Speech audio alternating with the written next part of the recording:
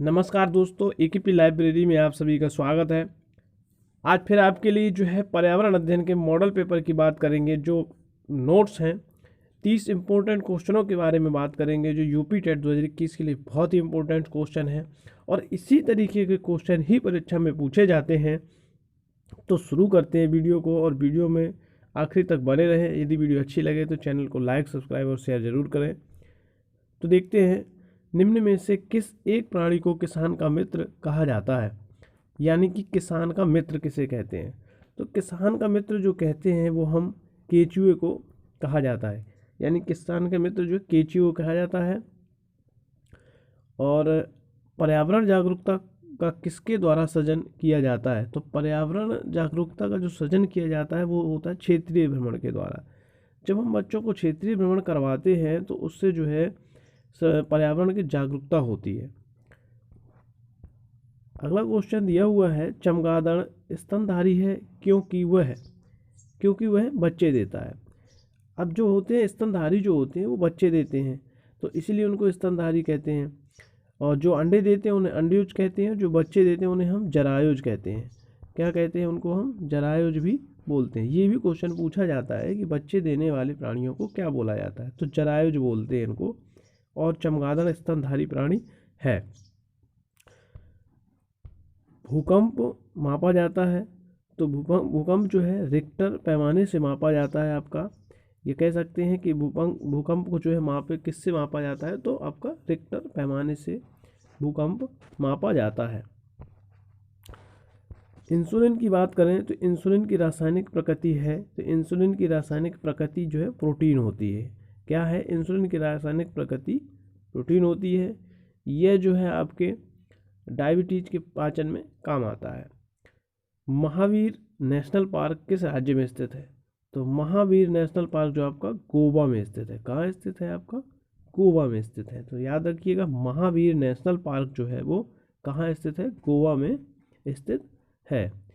जैविक समुदाय से में प्राथमिक उपभोक्ता है, तो जैविक जो समुदाय होता है यानी जीवों का जो समुदाय होता है उसमें प्राथमिक उपभोक्ता क्या होता है, तो शाकाहारी जो आपके हैं प्राथमिक उपभोक्ता कहलाते हैं। और हरे पौधे जो होते हैं, हरे पौधे वो आपके कहलाते हैं उत्पादक। क्या होते हैं? उत्पादक होते हैं। और ये जो होते हैं प्राथमिक उपभोक्ता शाकाहारी कहलाते हैं।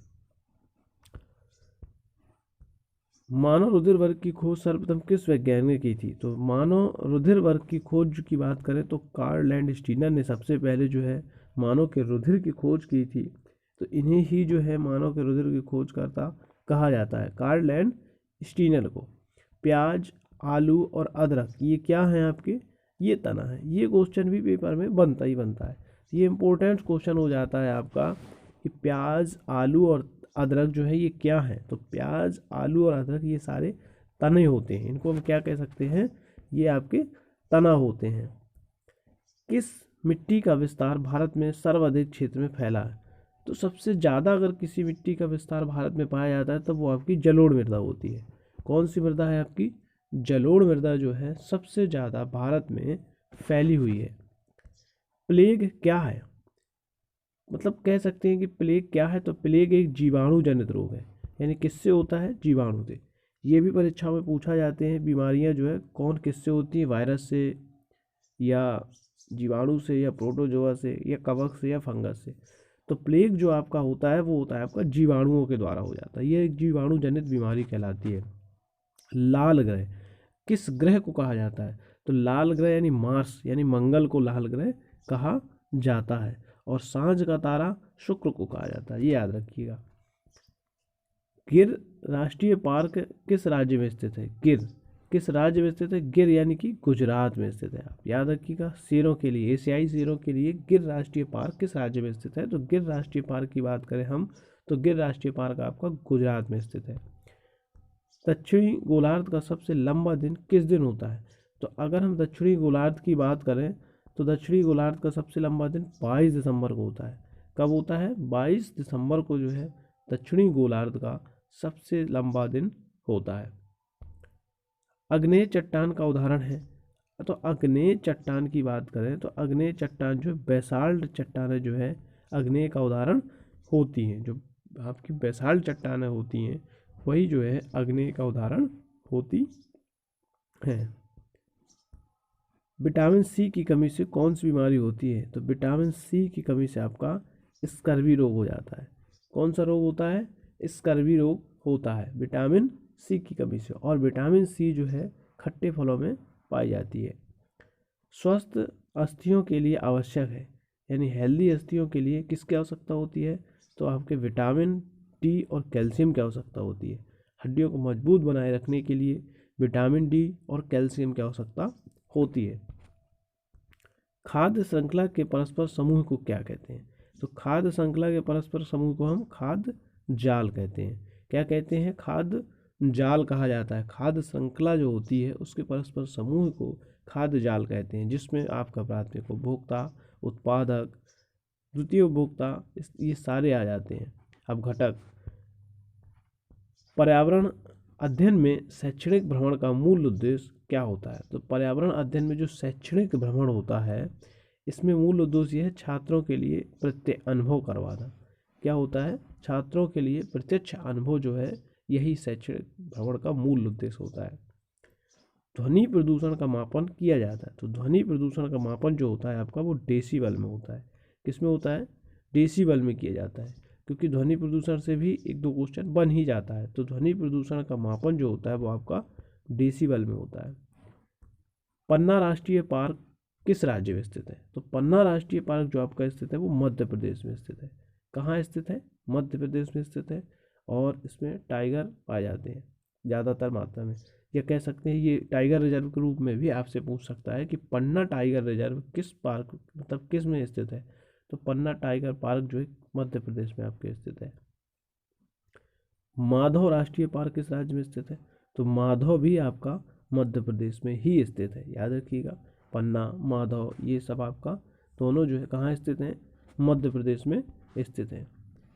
आगे बात करते हैं, पेंच राष्ट्रीय पार्क किस राज्य में है? तो पेंच आपका मध्य प्रदेश में स्थित है। कहाँ स्थित है आपका? मध्य प्रदेश में। पेंच राष्ट्रीय पार्क या पेंच टाइगर रिजर्व कहाँ स्थित है? तो मध्य प्रदेश में। कोरेन की दवा किससे प्राप्त की जाती है? तो कोरेन की जो दवा है आपका वो सिनकोना के पौधे से प्राप्त की जाती है। और इसका उपचार जो होता है मलेरिया के लिए किया जाता है। तो आपका याद रखिएगा कि कोरेन की दवा किससे प्राप्त होती है? तो सिनकोना की छाल से प्राप्त की जाती है। भारत में कृषि को प्रभावित करने वाला मौसम का सबसे महत्वपूर्ण तत्व क्या होता है? तो वृष्टि होती है। क्या होती है? वृष्टि जो है सबसे महत्वपूर्ण कारक है जो कृषि को प्रभावित करता है। वायुमंडल की सबसे ठंडी परत कौन सी होती है? वायुमंडल की जो सबसे ठंडी परत की बात करें तो आपका मध्यमंडल जो होता है वो आपकी सबसे ठंडी परत कहलाता है। और सबसे पहली परत जो होती है वो आपकी क्षोभ मंडल होती है। कौन सी मंडल होती है? क्षोभ मंडल। इसके बाद आता है आपका समताप मंडल होता है। वायु दाब मापने वाला यंत्र किस नाम से जाना जाता है? तो वायु दाब को जो है बैरोमीटर से नापते हैं हम। किससे नापते हैं? वायु दाब को जो है बैरोमीटर से नापा जाता है। वीटी कपास क्या है? तो वीटी कपास की बात करें तो एक ट्रांसजेनिक पौधा होता है। क्या है वीटी कपास? आपका एक ट्रांसजेनिक पौधा है। वीटी कपास एक ट्रांसजेनिक पौधा होता है। ग्रीन हाउस गैस है। तो ग्रीन हाउस गैस की बात करें परीक्षा में काफ़ी मात्रा में पूछा जाता है, इंपॉर्टेंट क्वेश्चन हो जाता है। तो CO2 और N2O दोनों जो है आपकी ग्रीन हाउस गैसें कहलाती हैं। CO2 है और N2O ग्रीन हाउस गैसें हैं। पौधों में जल का अधिग्रहण किसके द्वारा होता है? तो पौधों में जल का अधिग्रहण जो होता है वो जाइलम के द्वारा होता है। याद रख सकते हैं, जल जाइलम, जल से जाइलम, यानी जल का अधिग्रहण कौन करता है? जाइलम। और बात करें हम भोजन की, तो भोजन का अधिग्रहण जो पौधों में होता है वो होता है आपका फ्लोएम के द्वारा। फ्लोएम के द्वारा होता है। किसके द्वारा होता है? पौधों में भोजन का अधिग्रहण जो होता है वो फ्लोएम के द्वारा। और जल का अधिग्रहण जो होता है वो होता है आपका जाइलम के द्वारा। किसके द्वारा होता है? जाइलम के द्वारा जल का अधिग्रहण होता है। यदि वीडियो अच्छी लगे तो चैनल को लाइक, सब्सक्राइब और शेयर जरूर करिएगा।